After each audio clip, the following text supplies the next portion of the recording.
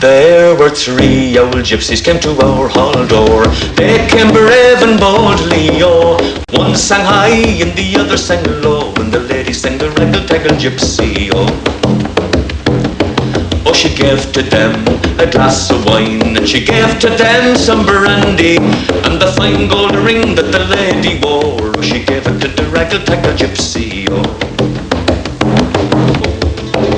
Oh, then he rode east and he rode west, he rode north and south also, but when he rode to the wide open field, it was there that he spied his lady, oh. Oh, then why do you leave your house and your land?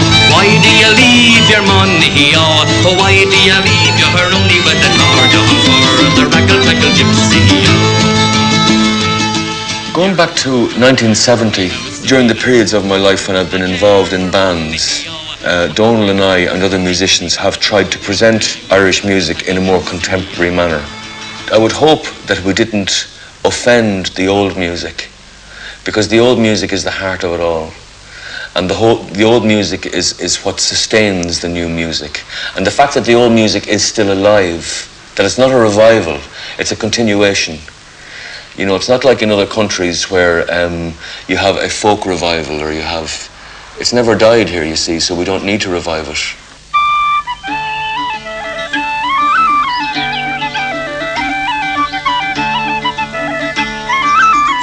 A lot of the Planxty music was very, very influenced by the music of Junior Crehan.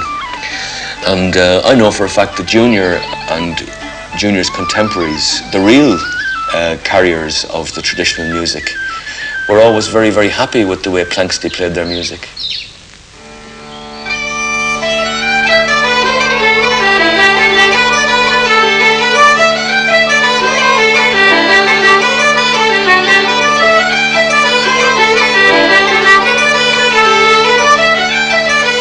I'll be 83 years in a few months' time. I'm playing about 75 years, since I was 6 or 7 years old. Well, I started playing the concertina because my mother was a concertina player and a whistle player, so she taught me in both instruments. But later on I got on the violin. My mother's father was a flute player, and his father was a fiddle player, and he was make fiddle. So that's as far back as I can go. But my own family, 5, 2 boys and 3 girls, well, they all make a bit of noise, whether you call it music or not. Traditional music has never died in the country, and people like Junior Crehan kept it alive. It's a living, breathing music. I think the fact that Junior is still around and people can go to him for source material, can get tunes from him that maybe aren't heard so often. I was coming from country house dance, and it was weather like this and the sun was up in the sky.